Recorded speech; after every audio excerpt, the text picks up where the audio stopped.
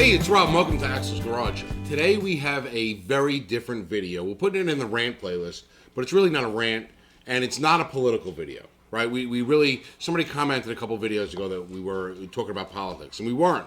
We were just talking about the way things are. We weren't talking about left or right, Democrat, Republican. I don't give a shit. Be happy, be who you are. But we're just talking about people being happy, right? And there's something called the Second Amendment in our country, and that gives us all the right to have firearms. Okay, yeah. A legal right to have firearms, and we are a firearms family. We like to shoot. We like to shoot for sport. We do like to hunt a little bit, and we like to be able to defend ourselves and our homes on a daily basis. So anyway, a channel on YouTube called CRS Firearms did an interview with a gentleman from Wisconsin, and now this gentleman, his name is Rich Clewien, or Clewien. I keep screwing this name up. Anyway, guy from Wisconsin, his name is Rich Clewien. I'll link it in the description below. There'll be all the information, it's his Facebook page, everything like that. You get all up-to-date information on his Facebook page, which is the best way that he communicates with the public. But anyway, he's like a 30-something-year-old Army veteran, 2 combat tours in Afghanistan, and came back home, retired from the Army, came back home. He's a corrections officer, and his wife is a corrections officer. So they went back to his hometown area of Wisconsin, and they found a nice piece of land, 12 acres, with a big shop, garage kind of shop, I would like that. But 12 acres so that they could enjoy the outdoors, hunting and shooting. And there's a small mobile home on the property that's real nice. But their plan was, I got a nice piece of property, I got a nice garage, barn, shop area, and we can save up and build a home as time goes on. And it sounded like the perfect, American dream kind of story. Except that when they started shooting for sport at the range that they built like a little range in their backyard, with some targets and stuff, nothing crazy, the neighbors started calling the police. Now this is rural Wisconsin. It's not in the city limits, not in a little village, 12 acres spread out, and of course the police came, and they're not doing anything wrong. The police probably came and hung out and were bullshitting for a while. But anyway, the neighbor kept calling the police, and almost to become a nuisance to Rich. And anyway, long story short, neighbor hires an attorney and sues them civilly that they were, I guess, disturbing the peace, creating a nuisance, even though what he was doing was completely legal. Now, to defend himself in this civil suit, he has to get a lawyer. Lawyer that he gets was just a bag of shit who wanted some money and really didn't give him any help at all. He really needs a Second Amendment attorney that's going to cover him civilly right now and potentially criminally, because now the judge in this suit wants this veteran, he wants all of his medical records, including his VA medical records. What reason? Who knows? He wants an inventory of all the firearms that they own, him and his wife own that are in the house, and any firearms that were brought onto the property by maybe his friends who came to shoot. And they want a financial records of all the ammo purchases, which nobody keeps their receipts for ammo unless they're just, anal about that kind of stuff. So anyway, this guy on YouTube, CRS Firearms, I'll link him below.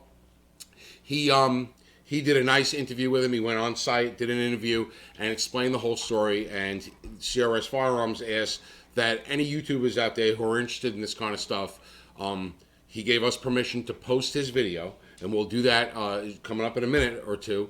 And we're going to post this video so that you could all get the word out and that people can start to realize what's going on. This guy's really getting screwed by the system, and he needs help. He needs an attorney. And a lot of us are trying to ask these bigger gun groups like the Gun Owners of America, the NRA, the Firearms Policy Coalition, to see if there's some attorneys that can help out and get involved in this case. So watch the video below. Thanks for watching. Links are in the description, and we'll see you on the next video. They're using my veteran status against me, saying, well, we better check into this guy to make sure, he's not nuts, because we don't want to be living next door to him, and if he is, then we got to do something. So even though you haven't broke any laws, right? There was no charges, none at all, nothing. They found him completely innocent of everything. A judge is ordering him legally to produce this stuff. Yep. I'm not gonna lie, I kind of expected this guy's house to be like in town or someplace where it wouldn't be safe to shoot. We are out in the middle of nowhere. So anyway, Rich, tell me about yourself. My name's Matt. Nice to meet you, Matt. So name's Rich Clewien. I see this is gonna be awkward, huh? It doesn't matter. Right.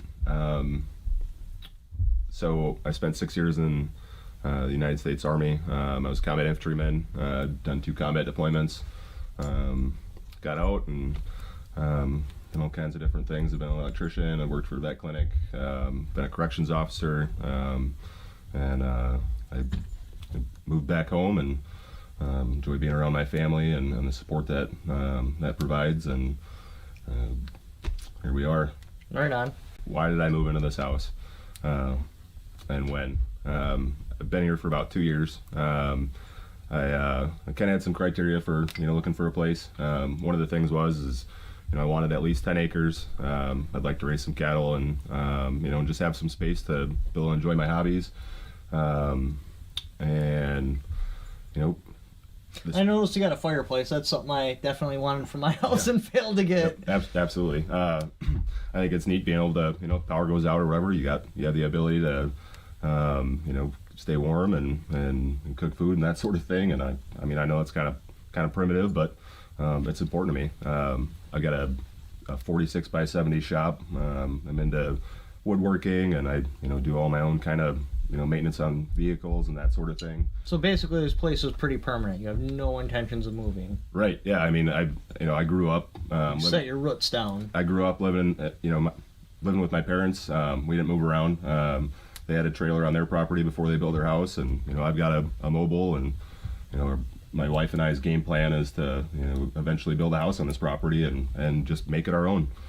Yeah, it's crazy. Actually, when I was looking for his house, I was expecting it to be like in town or someplace close to people. But yeah, he's out in the middle of nowhere. Yeah, that was part of it too, is to kind of be out in the sticks a little bit, so we have some privacy and we can enjoy just being out. Privacy's nice. Yep, it absolutely is. Why do I choose to carry a firearm? Well, I believe first and foremost that ultimately my personal safety and the safety of my family is my responsibility. Sure. Usually, the police officers respond to calls. They're not there. They're not going to be there to prevent a crime. It's not possible. Nope, it's absolutely not. And nobody, I don't think anybody can go through life expecting that to be the way things play out. The old saying goes, law enforcement's minutes away when seconds count, and it's true. It absolutely is, and that's. I know it's terrifying for some people to think that, hey, I might have to, use up to and including deadly force, to defend my life or the lives of my loved ones. And yeah, because no one wants to, but you got to have the option. No, absolutely not. Being a combat vet, some of the things that you see, overseas are. They're really real, and I think anybody who hasn't been there, you don't know what it is until you have to go through it, and sure. and I would hope that I never have to use a firearm to defend my life or anybody else's. But the reality of the world we live in is it could happen. No different than having an airbag in your car or a fire extinguisher in your home. That firearm is it's a tool to ensure your safety. Yeah, I definitely agree. Do I feel that there's any reason why my neighbors should be concerned for their safety with me living here? Absolutely not. I understand that I'm a pretty private person. Some of them have come over and said hi when I first bought the place, and one of them has met my wife and I, and the other ones have met me, and they know of my family. My parents are pretty well known in town. My dad's a hunter safety instructor, and a retired corrections officer. My mom she's got a beauty salon. So everybody knows who we are. Princeton's pretty small. Sure. Do I feel that the first time I met my neighbors that it went negatively in any way, shape, or form? Absolutely not.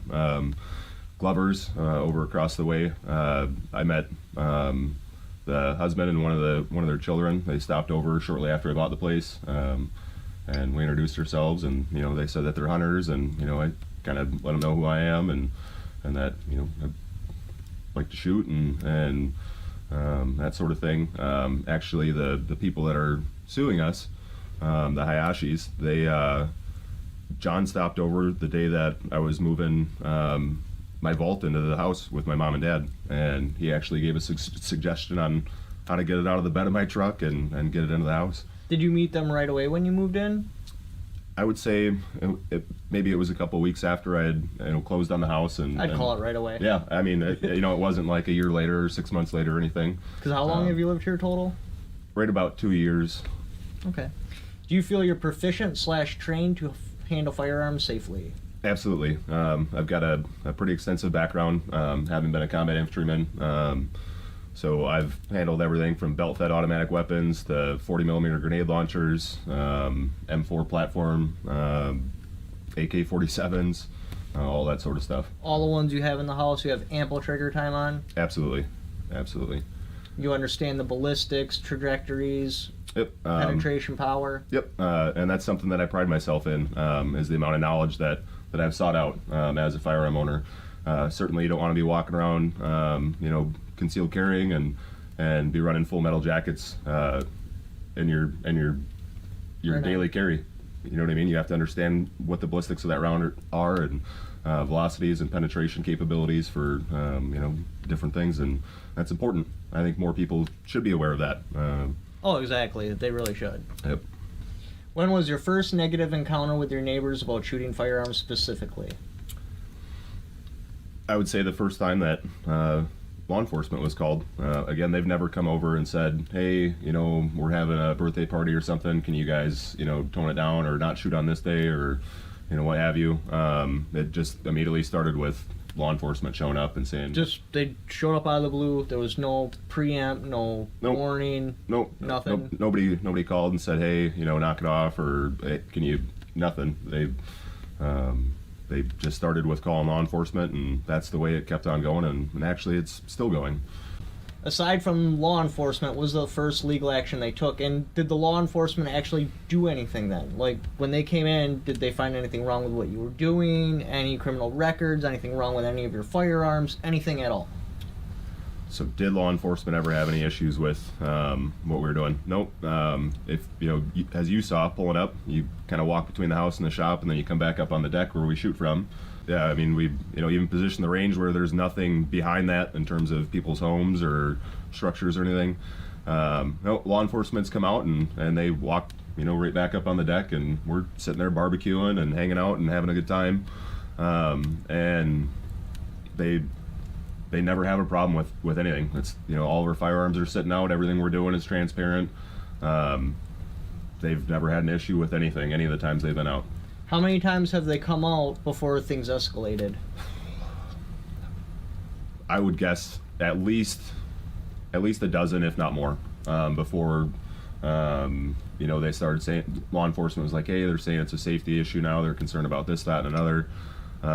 Initially it was noise complaints. They didn't like listening to it. The Rod and Gun Club is not even a mile from here. Can you hear it from here? Absolutely. Yeah, you can hear them when they're shooting league and this, that, and another. Other people in the neighborhood shoot. One of my neighbors shoots, right over by us. One of the people that actually was a witness in court. They were shooting one of the days when law enforcement was out here to conduct an investigation of our range. And So you think the noise ordinance thing is pretty ridiculous? yeah, well, the thing is there is no noise. The noise ordinance is, we're outside of city limits. I didn't even think there was one outside of city limits. It's 6 a.m. to 11 p.m. That's Wisconsin state law, and that's what we're expected to abide by. And we're not shooting at 6 o'clock in the morning, and we're not shooting at 11 o'clock at night. We have people out here that hunt coyotes, and you know what I mean. They're shooting at. Yeah, because Who you can knows? coyote hunt whenever. Yep, absolutely. After the police had stopped over several times and they decided to take legal action, what was the legal action actually legitimately about, and what legal action did they take? Like, what are the steps they went through? How did things escalate? How did it progress? How did we get to where we are right now? So, my wife and I got served with papers, a lawsuit. Was it out of the blue, or did you know? We didn't know. We had law enforcement show up and serve us with papers. We got a cease and desist, where we were told that if there were any firearms discharged on this property, whether it was by my wife and I or anybody else, that we would be arrested. And then we had a court appearance after that, and their attorney said, well, we'll allow them to shoot from, or this is what we'd like to see. We'll allow them to shoot Monday through Friday from 9 a.m. to 2 p.m. And pistols only, to which we are currently under those restrictions and we've been abiding by. So are they talking about like handgun pistols or legal pistol, or did they define it, or did they just say pistol? They said pistol, period. So do you think if we were to shoot like an AR pistol out there, they'd start complaining? They actually did. And I actually had to explain to law enforcement, they had said, well, myself and anybody else that would look at that would think that that's a rifle. And I said, well, here's what the ATF says about it, and they're the governing body for this. And I laid out all the laws as far as length of pull and the pistol brace and barrel length and grips and that sort of thing, to try to educate them so they know. That's something that's huge is empowering people with knowledge. Right. So now, what was the actual you got subpoenaed, right? Well, served. Yep. What was the actual served for? Like, what was the legal document? Like, what were they pulling you to court for? There was like 9 different things. So they're talking about property damage to their trees, depositing heavy metals on their property. Littering? Really? Well, yeah. I mean, so they're saying, well, you put copper and lead out on our property, so we're not happy about that, and you damaged our trees. And then a nuisance. They said that we created a private nuisance. Now, I don't know. I mean, if you wake up every day and you abide by the law in terms of a noise ordinance, I don't see what else am I supposed to do other than wake up and not break the law? Right. And we definitely weren't. Law enforcement has found nothing to charge us with. They even took this to the district attorney, and they didn't have anything to charge us with. So the next step they went to was taking it to the town board, and the town board voted to do nothing about nothing. And again, here we are. What did they sued. actually bring up on the town board? They wanted to do like a firearms safety plan, shooting. Gun restricted, basically. Yep. They didn't want us to be able to use suppressors, or they said 50 gauge guns, which I don't know what a 50 gauge gun is, but I'm gonna look into that one. Yeah, I mean that sounds terrifying, and I think they should ban those. So, yep, they didn't want us to be able to shoot suppressors on our property. They didn't want us to be able to shoot high caliber rifles. They didn't specify anything. Their terminology was very vague, and they didn't sound like they really knew what they were trying to stop people from shooting. Now, was this against you specifically, or they wanted the whole? Well, how could it even be a town ordinance because you're not in town? They wanted to do it for the whole township. They wanted to make this across the board for everybody. Just a gun-free town. Pretty much. Yep. So that would eliminate all the deer hunters. You know what I mean? The guy that's suing us has like 12 different deer stands that you can see from the GIS viewer, like Google Maps, on his property. Now back to the trees. Like, that's the only thing that stuck, right? Everything else was just pushed away? No, this judge is actually, I mean, he's upholding everything that they're saying without any evidence. The thing is law enforcement came out and I allowed them full access to my property, or my wife and I's property, and facilitated their investigation in any way that I could. I've always been cooperative with them because I have no reason not to be. And the trees though, like, that's the main thing, or? Yeah, so again, the private nuisance, and then the damage. Yeah, but what can you do about private nuisance? Right. Again, we're not breaking the law. I don't. My wife and I work third shift for the Department of Corrections, and we sleep during the day. We're not complaining about farmers being out, doing their activities in the fields and going about their business. When the neighbors decide to mow their lawn for however long during the day, we're not complaining about any of that.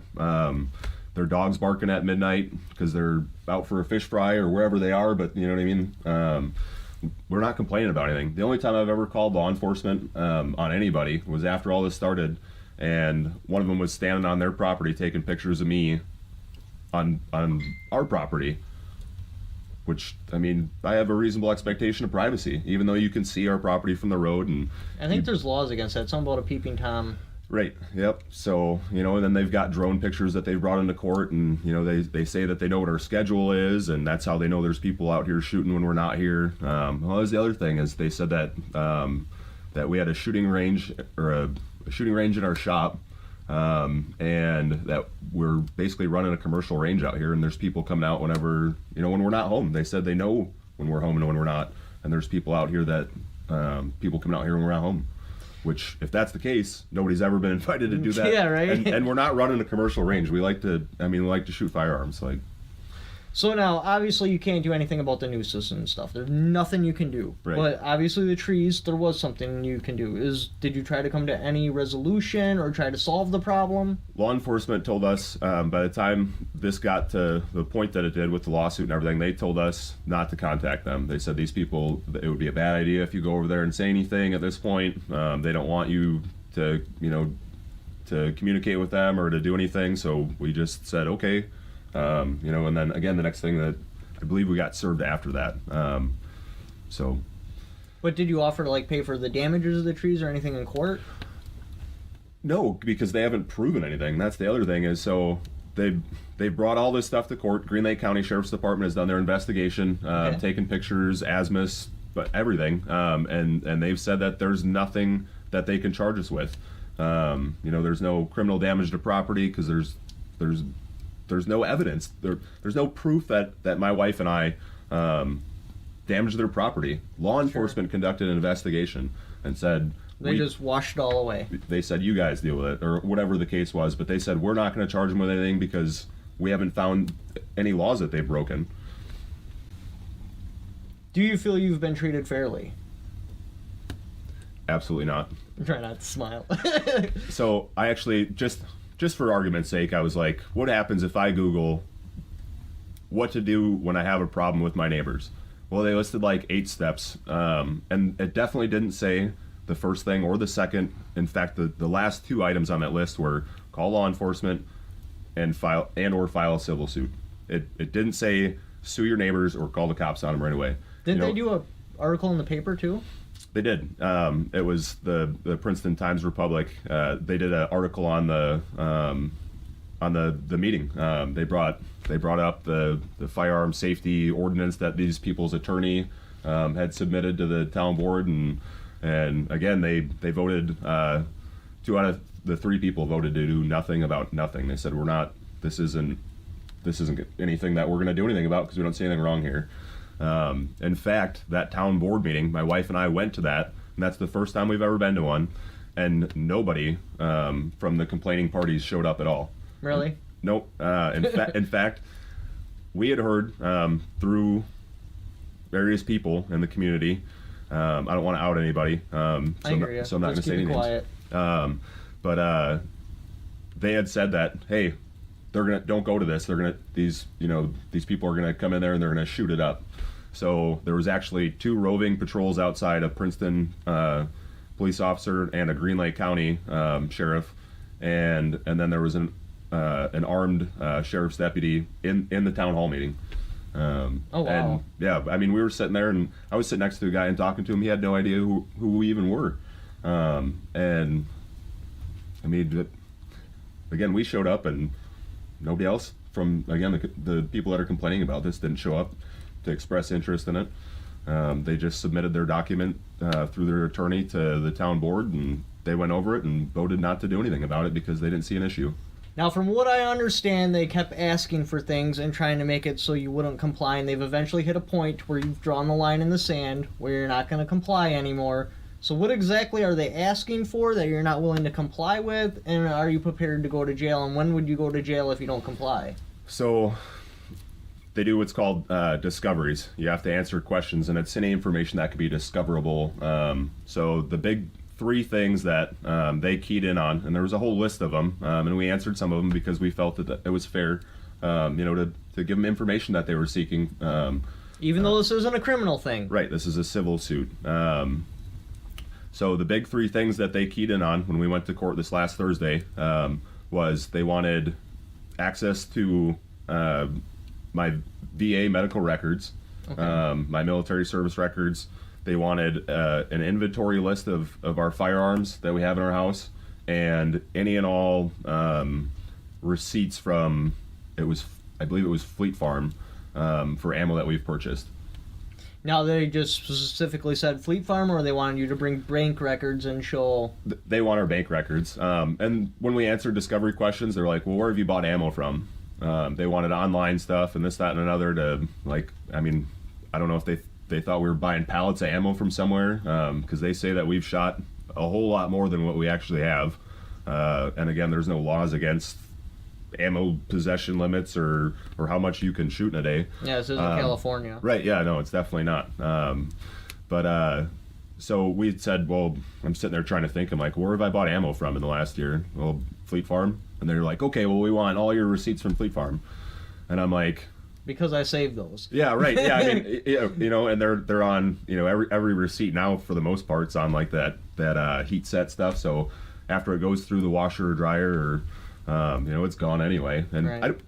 I don't know, I don't save receipts from ammo, just like I don't save receipts from dog food or lettuce or eggs. Yeah, because you can't return it. Right, Ammo is a non-returnable product. Yep, you can exactly. never return it. Even if you walk out of the store with the box of ammo and then walk right back in, they're not going to take it back, because you might have loaded ammo specifically to explode in a firearm, so you could be an anti-gunner. You take the box out and then come back and return your box that's going to blow up guns. Yep, it's just not safe. A double charge in a pistol round will absolutely result in very bad things happening to you in that firearm. Yep. So now, from what I understand, you drew your line in the sand, though. You're not lying at this point. So our attorney advised us against, because I'd expressed to him, I said, hey, I don't want to willingly violate my Fourth Amendment rights, and my civil liberties. The whole point of having rights and having is to not have them broken in the first place. You know what I mean? I can't believe that a judge would say, well, we're going to order you to do this because this person says so. Basically, the reason why they want my medical records is to make sure they're not living next door to some crazy person. They're using my veteran status against me, saying, well, hey, we better check into this guy to make sure, he's not nuts, because we don't want to be living next door to him. And if he is, then we got to do something. So even though you haven't broke any laws, right, there was no charges, none at all, nothing. They found him completely innocent of everything. A judge is ordering him legally to produce this stuff. Yep, and the reason why I don't want to, again, is because I don't want to self-violate my own rights, and my wife doesn't want to either.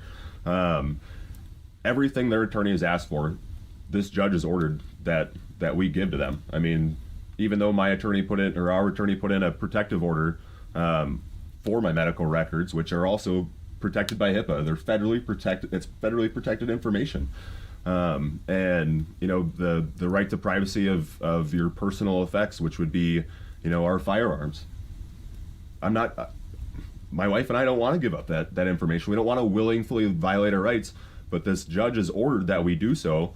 And at this point, I believe we'll have another court date around March 1st, and I really hope that we can find an attorney or a group or find some kind of resource to help us protect ourselves, and the information that should be protected anyway.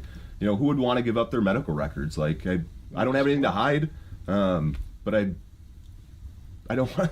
Why would I want to put that out in the public eye for them to, to twist and manipulate, or to even just to have that information? Nobody would want that. Why should I comply with that? And so if I don't produce that information, if my wife and I don't produce that information, we're going to be held in contempt of court. Now, I don't know what that means in terms of what's going to happen to me, but I am absolutely willing to go sit in a jail cell over self-violating our rights. I do not believe for one second that I should have to violate my Fourth Amendment rights or any of my civil liberties, and nor does my wife. And that's a hard thing to say. I'm a law-abiding citizen. I'm not out, to break the law or to not comply with the things that are asked of me. Again, I've been completely honest and forthcoming with law enforcement about everything, and done everything I can facilitate their investigation. But I'm at a point where, again, you can only take so much, and you got to draw the line in the sand, because if you don't, you'll keep getting pushed back and back and back and back. And even though These people are trying to make you a criminal because you annoyed them. Mm-hmm. And that's really what this boils down to, is they're annoyed. They don't want to listen to gunfire. Well, I don't want to listen to your lawnmower or your sander or whatever, but I do, because we live out in the country, and that's just kind of, it comes with the territory. It does.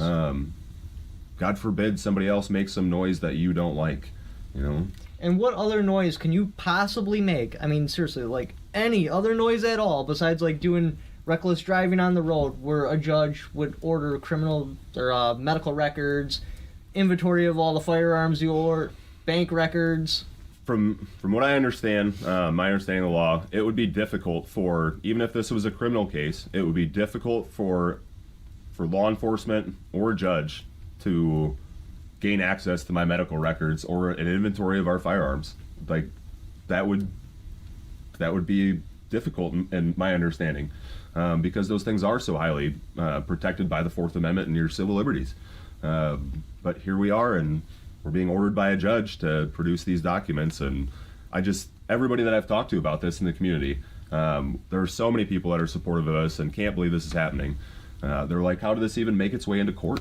How is this judge ordering this, let alone, you know what I mean? Yeah, when I seen your Facebook video, my heart dropped. When I seen how close you were to me, I nearly shit myself, because you're right in my backyard. And the big thing with all this is bigger than my wife and I. This will go forward the way this is decided, and the way that this is allowed to proceed will go forward and set precedents for future cases. You know what I mean? No doubt. That's how the legal system works. They go, hey, here are the circumstances with this case, and here's how it was decided, and they're going to use that against other people. And we don't want anybody else to have to fight this fight. We don't want to fight it ourselves. We don't believe that it should be here. We think it's unreasonable.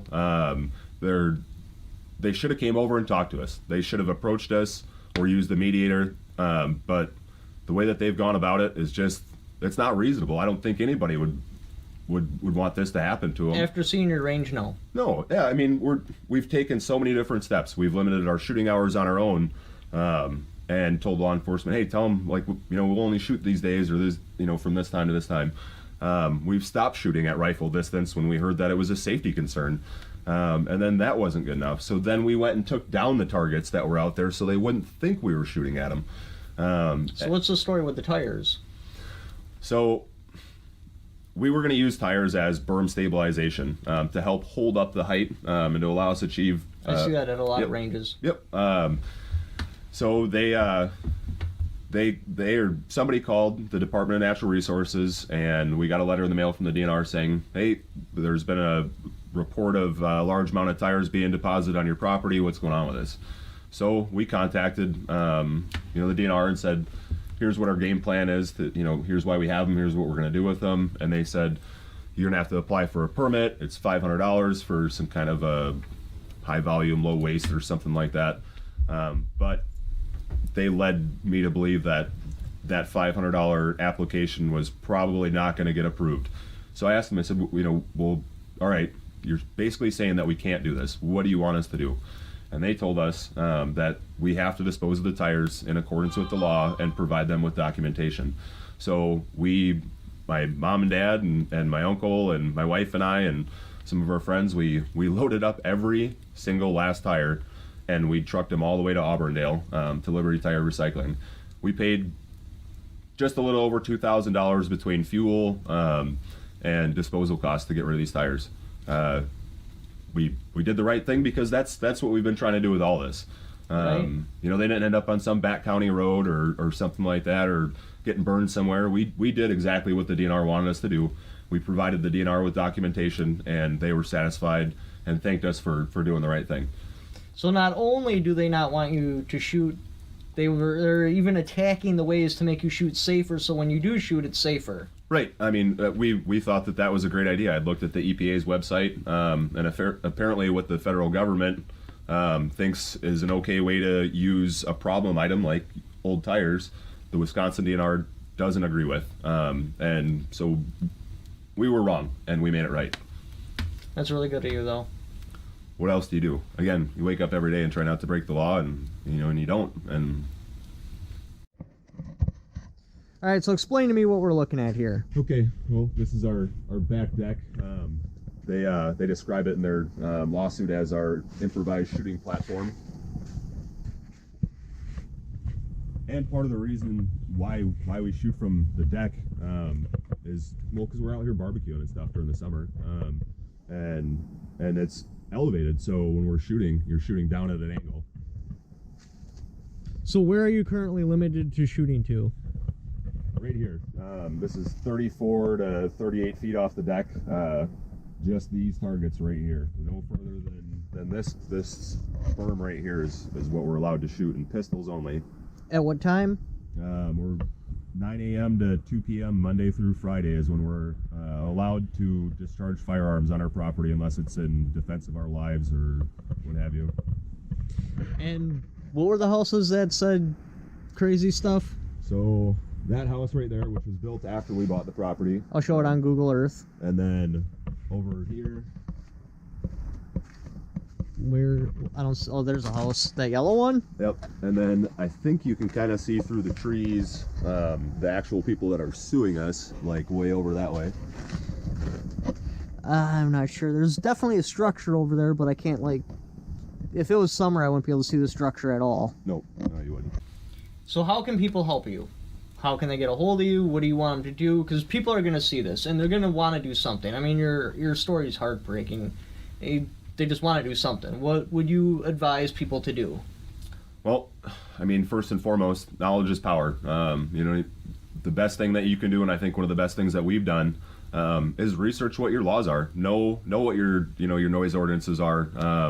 Know what the law is. So that way, when you go about your day, you can risk mitigate. Getting in trouble. Like don't go out haphazardly and think that you can do this and think that you can do that without knowing what the law says about it, because somebody might have a problem with what you're doing and you might wind up in a pinch.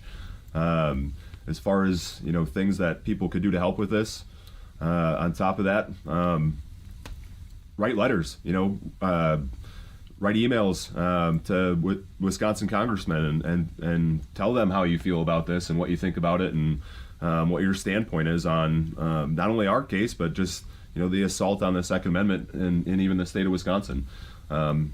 You got to say something. You can't be silent and hide behind a tree or whatever, because eventually they're going to come for you and your rights. After the Second Amendment, if the Second Amendment, God forbid, were ever to be abolished, they're going to come for your cheeseburgers and everything else. And then what are you going to do? Right. And I feel you, man. Your story really related with me because I had something similar happen to me when I was younger. My dad's property was landlocked in. There was a main road that goes through. There was a neighbor that lived here, and our house was right here.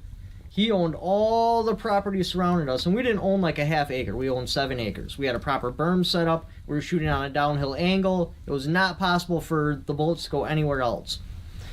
Every time we shot, a cop would show up. Or like he could just go from his house, go on the road, come over and talk to us. He would crawl through a marsh. I'm assuming he had a raft set up because he had to cross a little pond. Then he would crawl through marsh, go through some woods, and come up almost directly in front of where we're shooting. Be like, hey, what are you guys doing? And we're like, we've been out here for like 3 hours shooting. There's no way you were just out there or you would have talked to us a lot longer. You went from your house, you spent all of that time tracking around so you could just come out right in front of us. That's your fault. Unfortunately, my dad wasn't a fighter. He was a don't rock the boat kind of guy, and he was like, okay, just stop shooting here. So, but if I would have lived there, that would have been a fight I would have went through. And the thing too is, one thing that their attorney, he's been very aggressive, and especially towards me. I assume to try to get a reaction out of me in court, which I'm not. No. They've said, well, what does your homeowner's insurance policy say about this, or whatever, and we're like, well, I don't know. I mean, it's rural Wisconsin. I believe that you could shoot firearms on your property and not have your homeowner's insurance yanked out from underneath you. Right. So they've kind of, by doing this, they've put everything on hold. Now, our homeowner's insurance, from my understanding, doesn't have a problem with discharging firearms on our property, but in some places they do. Simply owning firearms and not having them, having a separate insurance policy for them can put you in a pinch with that. But for them to threaten that and try to basically say, hey, your homeowner's insurance might not cover you for this, or drop you because of this incident. That means that we could lose our home. My wife and I could, they could foreclose on us because we wouldn't have insurance. Yeah, that's terrifying. That's terrifying. You know, I'm not trying to move. I didn't move around as a kid, and you know what I mean. My parents put their feet on the ground, and they've been at the same place since I was born. Well, yeah, and stable living conditions are important. Yep, absolutely. You know, and this is our home. This is our property, and this is where we want to stay. We're close to all of our support network in terms of family and friends, and we don't want to be forced to leave our home because somebody trumped up some story and made it to be something that it's not. I had the same issue with homeowners insurance myself. I found out they only covered $1,000 with firearms. I tried expanding it. They wanted serial numbers, pictures, stuff like that. And I'm like, I buy and sell firearms. I don't want to fall behind and like get one in that's worth $5,000 and then tomorrow it burns up. What I want is an umbrella coverage of $10,000 or so for firearms, and then if something happens, I can take it out. And they're like, no, not gonna happen. And I tried going to different companies, and yeah, there's like no options. I'm gonna have to switch homeowners insurance completely and go with a more expensive one because, what is it, Geico? They do offer umbrella insurance, and none of the other little companies do. But anyway, I really appreciate the chat. Nope, thank you. I appreciate you coming out today, and this has been awesome. If anybody's got any questions or anything, feel free to either contact Matt, and he can relay to me, or you know, I've got a Facebook account. You know, we talked about things that people can do, and one of the first things is people want to, how can I financially assist you guys? Again, that's not what we're looking for here at all. There's other resources that we can go after for that. The biggest thing is, again, educate yourselves, know what the law is, and so you can protect yourself. And you know, if you want to, write an email, write a letter to Wisconsin congressman and tell them about this incident, or tell them about how you feel about, you know, firearm ownership, and you know, make your voice be heard. That's huge. It's just letting people know how you feel about things. Especially the ones that are in a position to affect change on it. And that starts with you. So basically, you're court ordered. You can't shoot a firearm on your own property with a professional berm there. No. Nope.